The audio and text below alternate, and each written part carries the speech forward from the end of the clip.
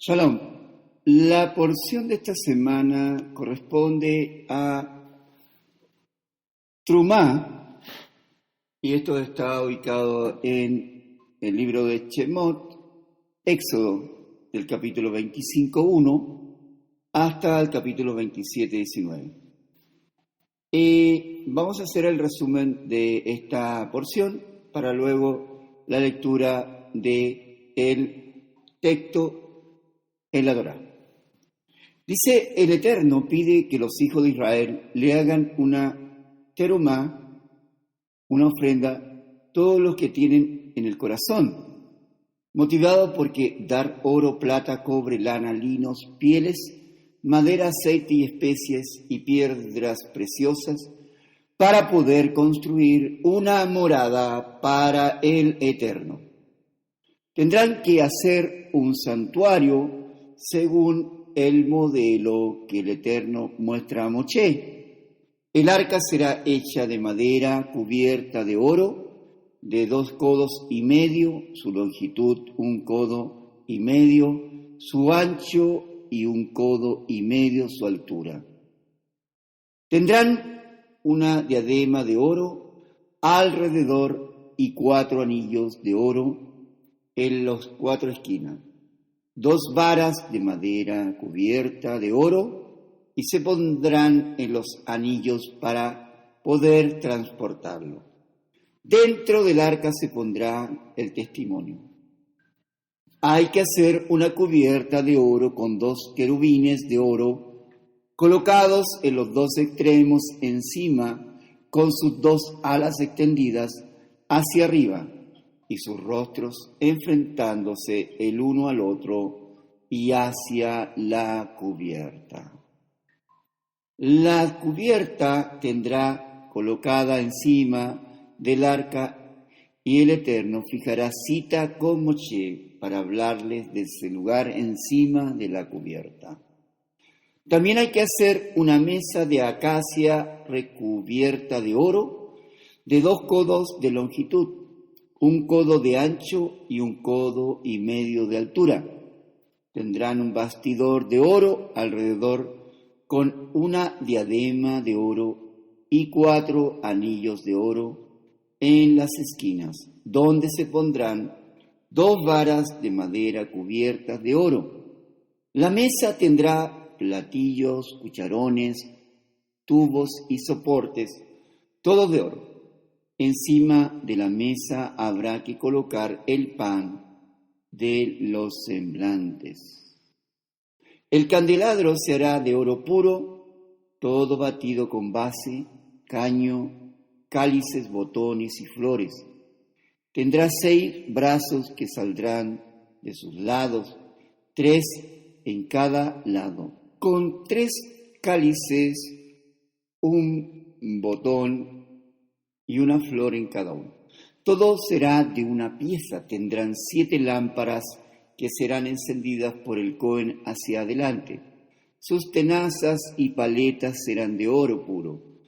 Todo será hecho de un talento de oro, según el modelo que le es mostrado a Moshe en la montaña.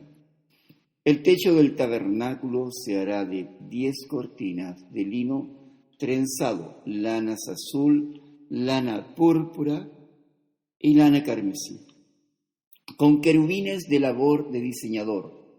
Cada cortina tendrá 28 codos de longitud y 4 codos de anchura. 5 cortinas serán unidas entre ellas y las otras 5 entre ellas. En cada uno de los bordes de los 2 ensamblajes habrá que poner 50 lazadas de lana azul contrapuestas entre ellas. Serán 50 ganchillos de oro para unir las cortinas entre ellas. Hay que hacer 11 cortinas de velloncino de cabra a modo de tienda sobre el tabernáculo. Cada cortina será de 30 codos de la longitud y 4 codos de ancho. 5 cortinas serán unidas entre ellas y 6 entre ellas. La sexta cortina será doblada hacia el frente de la tienda. 50 lazadas serán puestas en el borde de cada primera cortina de los 2 ensamblajes. Se harán 50 ganchillos de cobre que serán insertados en las lanzadas para unir la tienda. Los sobrantes colgarán por los costados del tabernáculo para cubrirlo. Se hará una cobertura de pieles de carnero teñido de rojo y una cobertura de tejachín por encima. Se harán maderos para el tabernáculo de acacia de 10 codos por 1,5 codos. Cada madero tendrá 2 espigas paralelas, una con otra. En el lado sur habrá 20 maderos con 40 basas de plata. Lo mismo se hará para el lado norte, para la parte posterior del tabernáculo al oeste. Habrá 6 maderos y 2 maderos en la esquina, y cada madero con sus 2 basas. En las puntas serán acoplados entre ellos con anillos. Habrá 5 barras de madera para cada lado para unir los maderos, uno de ellas pasada por un medio de los maderos del un extremo al otro. Los maderos y las barras tendrán que ser recubiertas de oro. El tabernáculo será levantado según el diseño que Moshe reciba en la montaña. Hay que hacer un velo de lana azul, lana púrpura, lana carmesí y lino trenzado con querubines de labor de diseñador. 4 pilares de acacia cubierto de oro, puesto sobre 4 basas de plata, sujetarán el velo con 4 ganchillos de oro. Detrás del velo, que separará entre el lugar Kadosh y el lugar Kadoshim, estará el arca. La cubierta se colocará sobre el arca. La mesa será colocada fuera del velo en el lado norte y el candelabro será frente a la mesa en el lugar sur. Se hará una pantalla para la entrada de la tienda de lana azul, lana púrpura, lana carmesí y lino trenzado, de labor de recamador. La pantalla colgará sobre 5 ganchillos en 5 pilares de madera de acacia recubierta de oro y con 5 basas de cobre. Hay que hacer un altar de madera hueco y recubierto de cobre de 5 por 5 codos con una altura de 3 codos. Cada esquina tendrá un cuerno. Se harán vasijas para deshollinador y además badiles, escudillas, garfios y braseros, todo de cobre. Debajo de la cornisa, a la mitad del altar, se hará un enrejado de cobre con 4 anillos de cobre en las 4 esquinas, donde se colocará las varas para transportarlo. Todo se hará conforme a lo que se le mostró a Moshe en la montaña. El atrio tendrá cortinas de lino trenzados de 100 codos en los lados sur y norte, sujetadores con 20 pilares de cobre, con 20 basas de cobre. Los ganchillos y cinturillas de los pilares serán de plata. El lado oeste del atrio tendrá cortinas de 50 codos, sujetadas con 10 pilares sobre 10 basas. El lado este será de 50 codos, con 15 codos de cortina por un lado y otro lado, sujetadas con 3 pilares sobre 3 basas. El portal del atrio tendrá una pantalla de 20 codos de lana azul, lana púrpura, lana carmesí y lino trenzado, de labor de recamador y sujetadas por 4 pilares sobre 4 basas. Todos los pilares tendrán cinturillas de plata, ganchillos de plata y basas de cobre. La altura del atrio será de 5 codos y todos sus utensilios serán de cobre. En esta porción vamos a hacer un comentario inicial. Y esto es importante porque es el Eterno que le dice a los hijos de Israel: dile a los hijos de Israel que tomen una ofrenda para mí, de todo aquel cuyo corazón le mueva a hacerlo, y tomaréis mi ofrenda. Esta ofrenda es llamada trumá, que no es fácil traducir y significa donación, don, dádiva, presente, regalo o contribución, aporte, tributo u ofrenda. Y viene de una raíz hebrea rum, que significa alzar y elevar.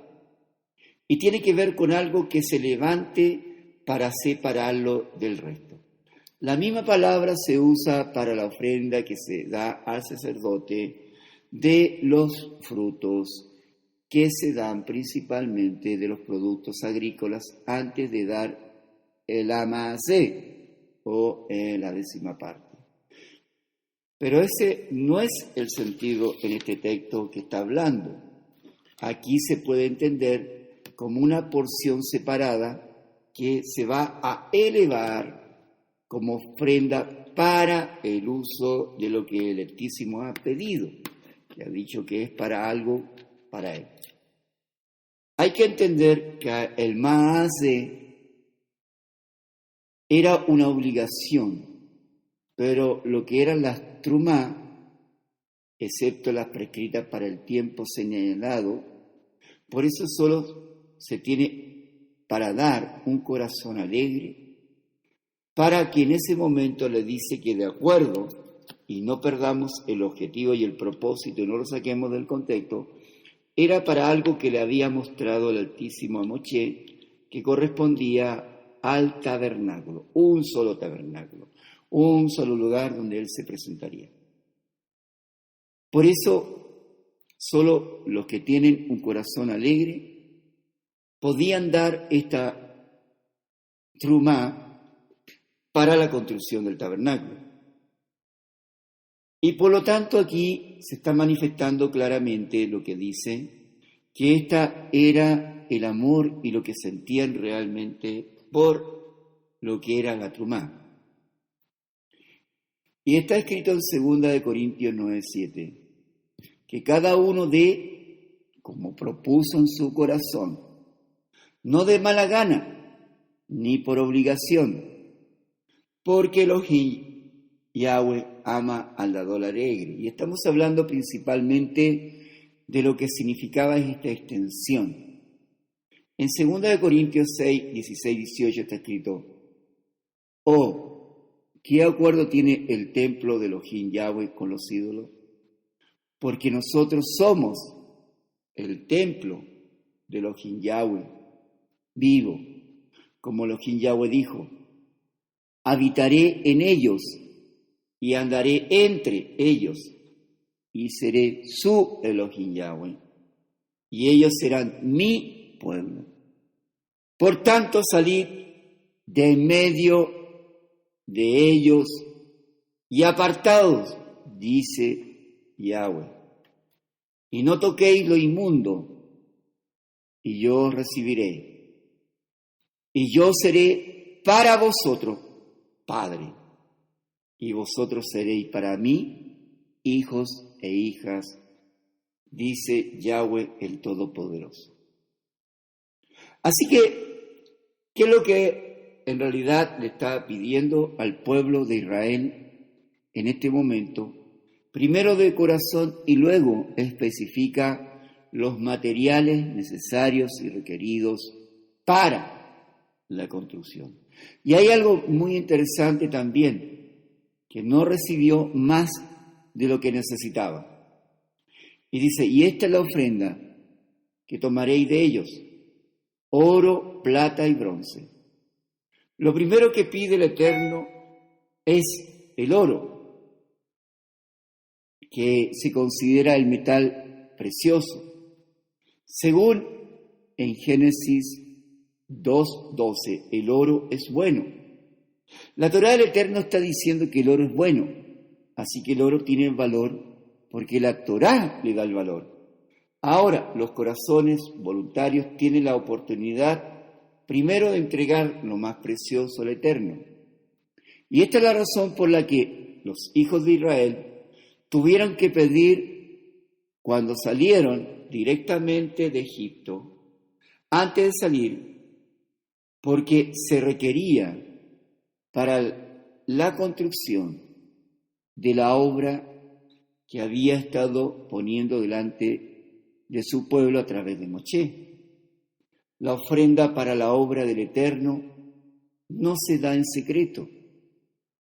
Y entonces, algunas veces en este sentido, muchas veces tenemos que pensar en lo que dice la Escritura y también comprender y entender lo que dice Yeshua.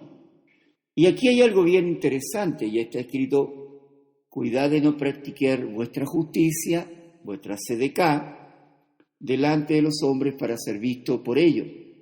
De otra manera no tendréis recompensa de vuestro Padre que está en los cielos. Por eso cuando des sedeká, es decir, justicia, cuando entregues algo a alguien que necesite, no toques trompetas delante de ti como hacen los hipócritas en las sinagogas y en las calles, para ser alabados por los hombres. En verdad os digo que ya han recibido su recompensa. Pero tú, cuando des sedeká, que no sepa tu mano izquierda lo que hace tu derecha, para que tu sedeká, tu entrega, tu ayuda, sea en secreto, y tu Padre que ve en lo secreto te recompensará. Y aquí es interesante porque aquí hay una palabra que se transformó y nadie entendía. ¿Qué es eso de practicar vuestra justicia? Bueno, tenemos que ir al hebreo para comprender. En primer lugar, hay que entender que la palabra en este texto es la palabra sedeká.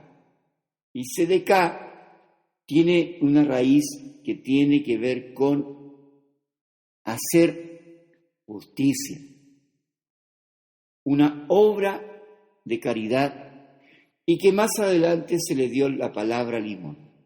El término sedeká se usa mucho para hablar del hecho de ayudar a los necesitados y especialmente de una manera económica. Ese es el sentido de la palabra en la boca de Yeshua. Lo que está diciendo es que cuando se trata de ayudar a las personas que están en una situación de necesidad, está prohibido anunciar a otro lo que uno dé, por dos razones. Primero, para no ser alabado por los hombres, y lo segundo, para no avergonzar al necesitado. El avergonzar a una persona es un tipo de asesinato, así que Yeshua prohíbe a sus discípulos mostrar a otro lo que den cuando se ayuda al necesitado. Pero acá, esta prohibición solo se aplicaba en el caso de hacer esta sedeká, esta ayuda. Ahora tenemos varios ejemplos en la Escritura que se hacían recolecciones de dinero de manera pública. Y en la Escritura no se puede contradecir. Y en este caso no fue una sedeká, no fue una ayuda para necesitados, sino una trumá. ¿Qué significaba una ofrenda o una ayuda para que fuese utilizada con un propósito? Por supuesto, vale la actitud de corazón importante para el Eterno, para que en este caso la trumá pueda ser grata. Por ejemplo, está el caso para entenderlo directamente en lo que es Caín y Abel en Génesis 4. Ahora, dice que más adelante que se haga un santuario o un lugar apartado quizás la palabra más adecuada, un lugar apartado para mí, para que yo habite en, y esto es muy importante, para que yo habite en ellos. En los capítulos anteriores hemos visto cómo se ha ido estableciendo un pacto matrimonial entre la palabra del Eterno e Israel. Después del primer paso, del desposorio, llega el tiempo de la preparación de una casa para el nuevo matrimonio. Es la razón por la cual ahora el Eterno pide una casa para poder vivir junto con su esposa. Esta casa es una sombra de esa casa celestial que el Eterno ha preparado para ser revelada en los tiempos finales, como dicen Revelaciones 15, 5 y 21:3. El texto hebreo nos dice que el Eterno va a habitar entre ellos. No, lo que dice realmente el texto en hebreo dice en ellos. Y significa la palabra Betoham. Y lo más lógico hubiera sido decir, y yo residiré en él. Pero aquí está diciendo que va a morar dentro del pueblo de Israel y por eso tendrá que hacerle un lugar apartado.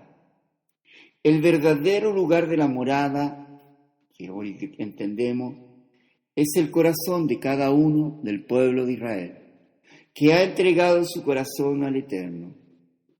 Y esto nos enseña que la presencia divina residía en el Mishkan, en esta morada, en esta tienda o tabernáculo, por causa de los israelitas. Y ellos eran el verdadero lugar donde iba a habitar la presencia divina. Y le dice ahora, conforme a todo lo que te voy a mostrar, conforme al diseño del tabernáculo y al diseño de todo su mobiliario, así lo haréis. El tabernáculo del desierto viene a ser la figura de varias cosas. Se puede entender como un reflejo de todo el universo. Hay varias palabras en este relato que nos conectan con el relato de la creación. Moshe tuvo que estar durante 6 días en la nube antes de ser llamado desde el interior en el 7º día, lo cual conecta esta obra con la creación que fue hecha durante 6 días. Y en Éxodo 24:16. Además podemos comparar el Mishkan, el tabernáculo, con 4 cosas. La primera que la podemos comparar corresponde a un lugar apartado celestial, como nos dice en Hebreos 8:2, 9 del 11 al 24. También se nos puede comparar con el cuerpo del Mashiach, como dice en Juan 1:14 y 2 del 18 al 22. También este tabernáculo se puede comparar al cuerpo de aquel que ha recibido a Yeshua el Mesías en su corazón, como dice en 1 Corintios 6:19. También se le puede comparar con la congregación, con la Keilah, con la congregación de Yeshua el Mesías, como dice en 1 Pedro 2:4-10, o 1 Corintios 3:16-17, o 2 Corintios 6:16. En todo esto está morando lo importantísimo aquí, que en todas estas presencias está morando el Eterno de manera más y más poderosa. Y dice ahora que lo primero que hay que construir, harán también un arca de madera de acacia. Su longitud será de 2 codos y medio, su ancho de 1 codo y medio y su altura de 1 codo y medio. El arca es el objeto más íntimo del Mishkan. El Eterno siempre empieza su obra desde adentro para afuera. El hombre mira desde afuera hacia adentro, pero el Eterno mira desde dentro hacia afuera, tal como está escrito en 1 Samuel 16:7.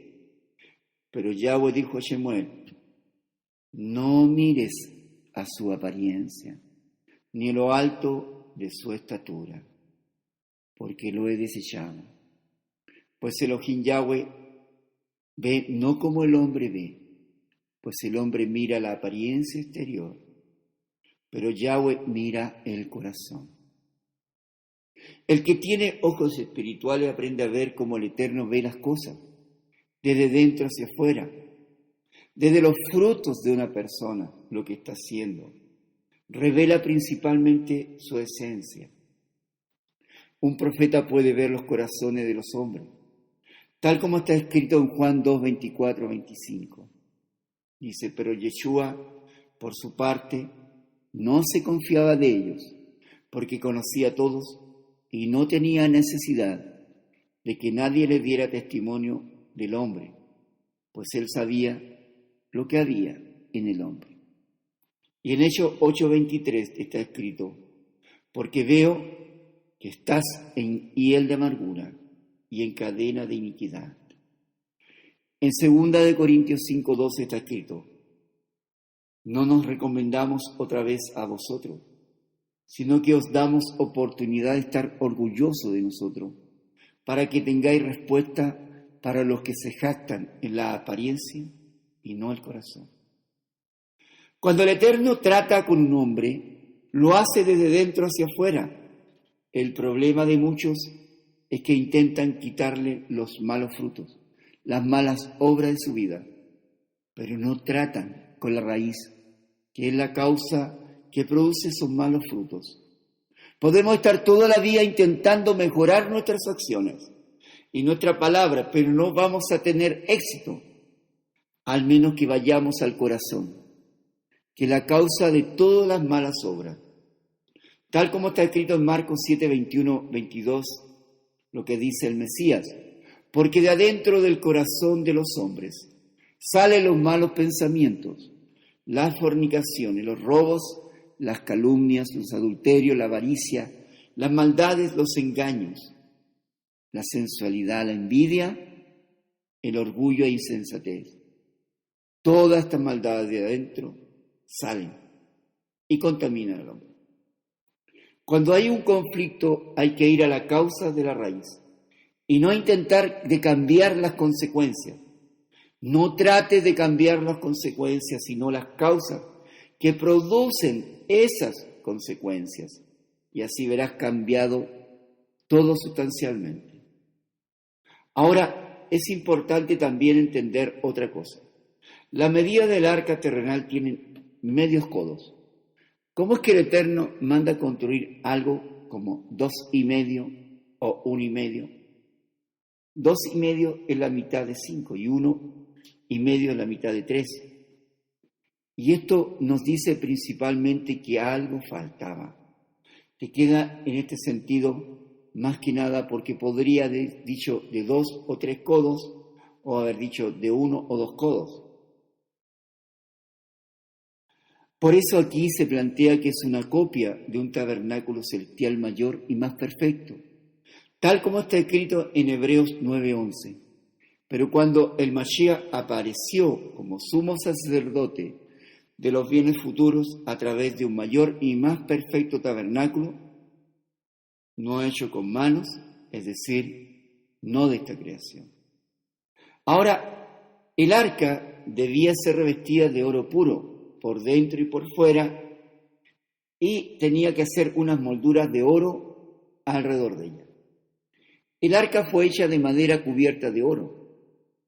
Aquel que lo hizo, Bezalel, hizo 3 cofres, uno exterior de oro, uno de madera que fue colocado dentro y otro interior de oro. De esa manera toda la madera fue cubierta de oro. La madera simboliza al hombre, según el Salmo 1:1-3, 92:12-14, Jeremías 17:7-8. Y el oro es el metal más preciado. No se oxida, no se pone feo, por el medio ambiente como la plata y el cobre. Por eso el oro simboliza el valor de las cosas incorruptibles. Y esto lo dice en Job 23:10, o en Salmos 19:7-10, o en Salmos 119:72, o 127, en Proverbios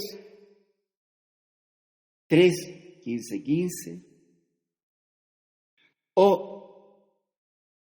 Proverbios 8:10-11, o también en el 16:6.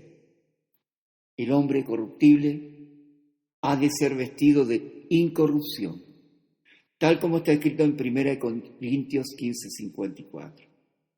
Pero cuando este corruptible se haya vestido de incorrupción, y esto mortal se haya vestido de inmortalidad, entonces se cumplirá la palabra que está escrito: devorada ha sido la muerte en victoria. Además dice que hará una diadema de oro alrededor de ella. Esta diadema era como una corona que rodeaba el arca. Había 3 objetos en el Mishkan que tenían diadema: el arca, la mesa y el altar de incienso. Y esto nos da 3 coronas que representan la posición de grandeza dentro de Israel. La corona de Torá, que era representada por el Aarón, el arca; la corona de la Keuná, o la de sacerdocio, representada por el Mishbea, el altar; y la corona del Malhut, el reinado, la cual estaba representada por la mesa, por el Shulchan. Y después le dice: y pondrás en el arca el testimonio que yo te daré. Como el tabernáculo simboliza al hombre, el arca simboliza el corazón, lo más íntimo. Dentro del arca habían 3 cosas: las 2 tablas del testimonio, que representaban toda la Torá; un homer de maná, que era el alimento de la palabra del Altísimo; y la vara de Aarón, reverdecía, que establecía el sacerdocio. El testimonio es el nombre que el Eterno dio a las 2 tablas de piedra que fueron colocadas en el arca. Y este texto dice que el Eterno daría a Moshe el testimonio en el futuro. Y esto alude no solamente a las 2 tablas, sino también al testimonio del Mesías, que iba a ser entregado más adelante a todos los que recibieran el Ruaj, o el Espíritu, como está escrito en Hebreos 3:5. Y Moshe fue fiel en toda la casa de Elohim, como siervo, para testimonio de lo que se iba a decir más tarde. Y en Jeremías 31, 33, 34, porque este es el pacto que haré con la casa de Israel después de aquellos días, declara Yahweh. Pondré mi Torá dentro de ellos y sobre sus corazones la escribiré. Yo seré su Elohim y ellos serán mi pueblo. Y no tendrán que enseñar más cada uno a su propio o a su prójimo, y cada cual a su hermana, diciendo: conoce a Yahweh, porque todos me conocerán, desde el más pequeño de ellos hasta el más grande, declara Yahweh. Pues perdonaré su maldad y no recordaré más su pecado. Dentro del corazón del que cree en Yeshua y ha recibido su nombre hay un testimonio, una vocecita que habla y dice que es hijo de Elohim Yahweh, tal como está escrito en Romanos 8:16. Y el Ruaj mismo da testimonio a nuestro Ruaj, a nuestro espíritu, de que somos hijos de Elohim. Y en 1 de Juan 5, 10, 12 está escrito: el que cree en el Hijo de Elohim Yahweh tiene el testimonio en sí mismo. El que no cree a Elohim Yahweh ha hecho a Elohim mentiroso, porque no ha creído en el testimonio de Yahweh, que ha dado respecto a su Hijo. Y el testimonio es este: que Elohim nos ha dado vida eterna, y esta es la vida, está en su Hijo. El que tiene al Hijo tiene la vida, y el que no tiene al Hijo de Yahweh no tiene la vida. Además nos dice en 2 Corintios 13:5, está escrito: poneos a prueba para ver si estáis en la fe, examinando a vosotros mismos. ¿O no reconocéis a vosotros mismos de que Yeshua, el Mesías, está en vosotros? a menos que en verdad no paséis la prueba. El que ha nacido del Espíritu tiene el testimonio dentro de su espíritu. Él sabe que es hijo de Elohim Yahweh. El que no tiene ese testimonio no ha nacido del Espíritu. Entonces vemos en Revelaciones 19:10, dice: entonces caí a sus pies para adorarle. Y me dice: no hagas eso, yo soy consiervo tuyo y de tus hermanos que poseen el testimonio de Yeshua. Adora a Elohim, pues el testimonio de Yeshua es el espíritu de la profecía. El espíritu de la profecía es el que está dando testimonio en nuestro interior, en lo más profundo de nuestro corazón. Ese espíritu está dando testimonio de Yeshua, está revelando los secretos del Mesías de la Escritura. Si uno es sensible al testimonio de Yeshua que hay en su espíritu, va a encontrar muchos secretos en la Torá. La mayoría de las cosas que hoy estamos compartiendo con ustedes se ha recibido por ese testimonio en el corazón al leer la Escritura durante años. Por eso cuando somos sumergidos en el Ruach y recibimos la capacidad de hablar, empezamos a recibir luz sobre la Escritura que nos había tenido antes. De repente empezamos a entenderla y el Ruach va revelando muchos de los secretos que ahora están compartiendo. Y ese espíritu de profecía puede instruir a un niño en los secretos más profundos de la Torá. Si encuentras que las Escrituras son aburridas, es porque no estás escuchando ese testimonio que tiene en tu vida, que no solo dice que eres hijo de Elohim Yahweh y que Yeshua es el Salvador y Señor, sino te va explicando las Escrituras. A lo mejor puedes estar leyendo la Escritura solamente con tu intelecto. Así que ahora es hora de profundizar y descubrir los tesoros espirituales que solamente son alcanzados por los que son guiados por el Espíritu, tal como está escrito en Romanos 8:14. Porque todos los que son guiados por el Ruach, por el Espíritu de Elohim, los tales son hijos de Elohim. Un hombre espiritual ha aprendido a ser dirigido e instruido por su espíritu que está recibiendo el testimonio del Espíritu del Eterno que está en el interior de su corazón.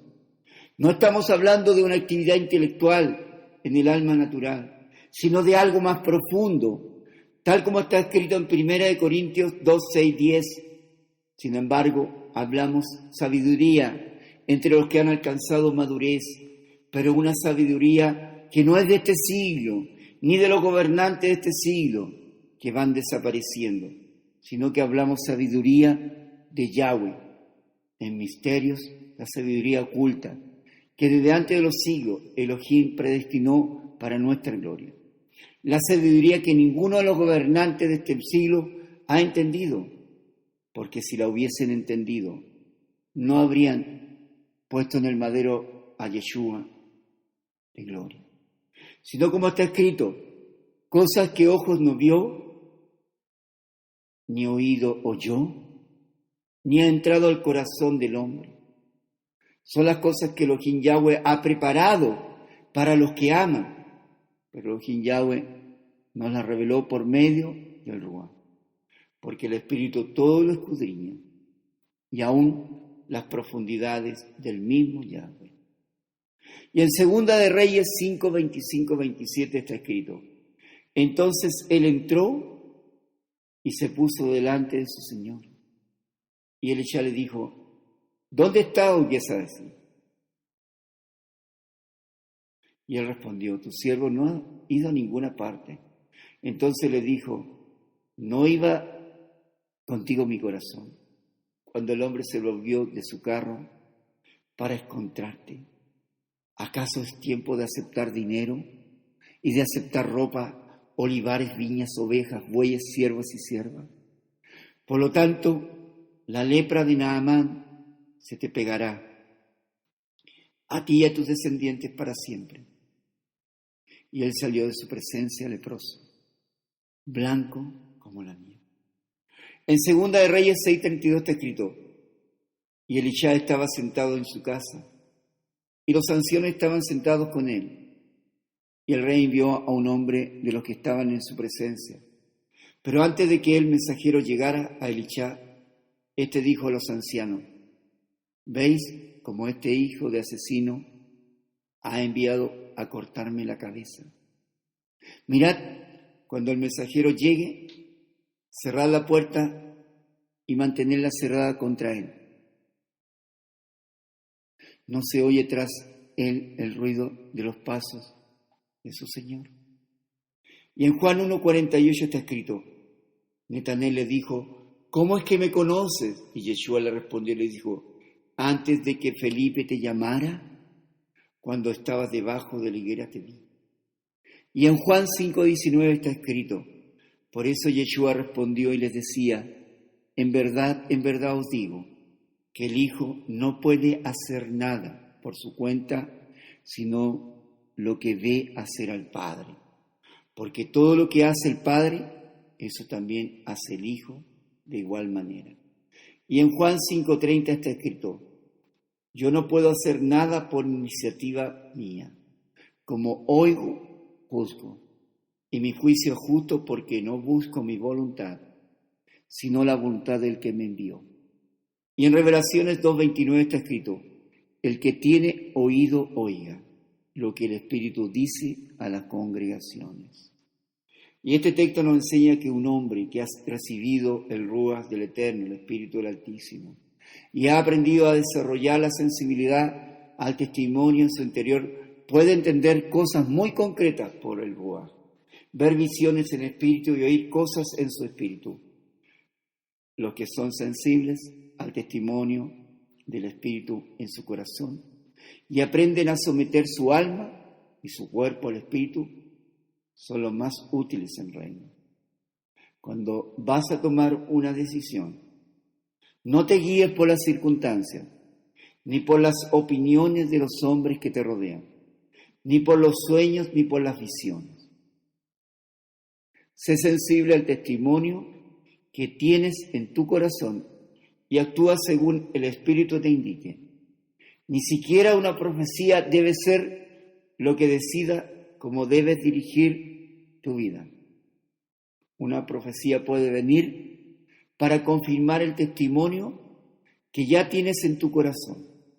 Pero si una profecía no está confirmando algo que ya tienes en tu interior, ten mucho cuidado en seguirla, porque puede ser una falsa profecía.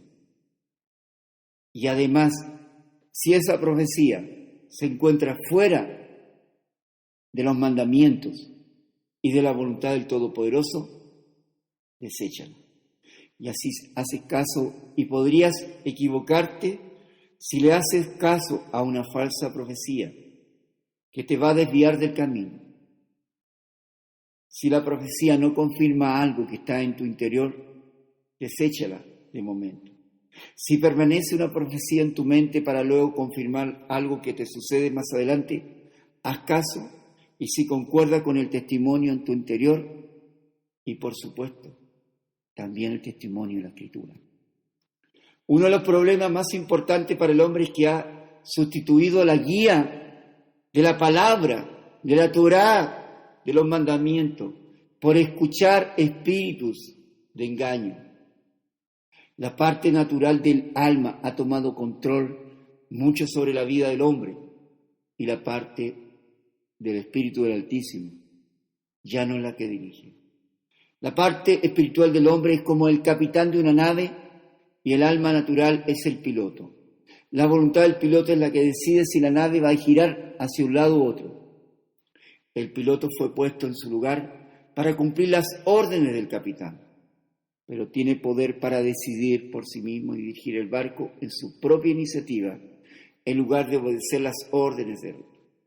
De la misma manera, el alma natural puede tomar control sobre el hombre, y ya no es su parte espiritual la que dirige su vida, sino su mente lógica, su alma natural. Y es por eso que dice que está Yahweh Elohim, ahí está Yeshua, ahí está el hombre. Cuando llega la salvación a una persona, su espíritu revive y empieza a tomar control sobre su alma natural. Pero el alma todavía tiene el poder para no someterse y tomar decisiones según su propio criterio, no dirigidos por el Ruach del Altísimo, que habita en el corazón de esta persona. Por eso decía el Mesías, cómo es dirigido por el Eterno de forma sobrenatural. En Juan 3:8 dice, el viento sopla donde quiere y oye su sonido, pero no sabe de dónde viene ni a dónde va. Así es todo aquel que es nacido del Espíritu. Y este texto nos dice, así es el Espíritu, sino que así es todo aquel que es nacido del Espíritu. Y esto nos enseña que la mente natural no puede entender los giros del Espíritu. Simplemente tiene que someterse y ser llevado, como el piloto no va a entender todas las órdenes del capitán del barco. El capitán es el que tiene la visión, el Mesías, el piloto, nuestro ser. Y él tiene la visión clara de dónde va, pero el piloto no entiende todo esto y solo debe obedecer, como está escrito en Gálatas 5:16. Dice, digo pues, andad en el Espíritu y no cumpliréis el deseo de la carne. Pero si sois guiados por el Espíritu, no estáis bajo la ley. Si vivimos por el Espíritu, andaremos también en el Espíritu. Pero recordemos el concepto también. Él dice, mis palabras son espíritu y verdad. ¿Y qué es un espíritu? Son las palabras del Altísimo. Son los mandamientos, son las instrucciones. En Romanos 1:9 está escrito, pues Elohim Yahweh, a quien sirvo en mi espíritu. En 2 Corintios 2:13 está escrito, no tuve reposo en mi espíritu al no encontrar a Tito, mi hermano. Despidiéndome, pues de ellos salí para Macedonia. Y en Lucas 2:27 está escrito, movido por el espíritu fui al templo. Y cuando los padres del niño Yeshua le trajeron para cumplir por él el rito de la Torá. El alma que razona en contra de los impulsos y el testimonio del Espíritu va a ser siempre el mayor obstáculo para el avance del reino del Eterno en la tierra. Lo que viene del Espíritu siempre concuerda con lo que está escrito en la Torá. Si hay algo interior que contradiga lo escrito, no es el testimonio verdadero, puesto que el testimonio son las 2 tablas de la Torá, los mandamientos que representan toda la escritura inspirada por el Altísimo. Y quizás muchos podrán preguntarse, ¿cuál es ese testimonio? Son las 10 palabras que están. Yo soy Yahweh, tu Elohim, que te saqué de la tierra de Egipto. No tendrás otros dioses fuera de mí. No usarás en vano mi nombre. Recuerda inapartar y santificar mi Shabbat. Honra a tu padre y a tu madre. No asesinarás. No adulterarás. No robarás. No levantarás falsos testimonios contra tu prójimo. Y no codiciarás absolutamente nada de tu prójimo. Sabemos que el testimonio, principalmente, que Yeshua nos entrega, justamente es eso. Los mandamientos que son establecidos desde antes de la creación del mundo, los cuales nos rigen principalmente para tener una vida conforme a la voluntad del Todopoderoso. Con esto vamos a cerrar este día, esta parte de la lectura de esta porción terumá, la cual nosotros debemos atesorar. Shabbat Shalom a todos mis hermanos y hermanas que se encuentran viendo este video y escuchando este audio. Shabbat Shalom, el Eterno les bendiga, les guarde, el Eterno haga resplandecer su rostro sobre ustedes y ponga a ustedes gracia, que el Eterno alce su rostro y pongan ustedes. Shalom. Shalom Ubrajot.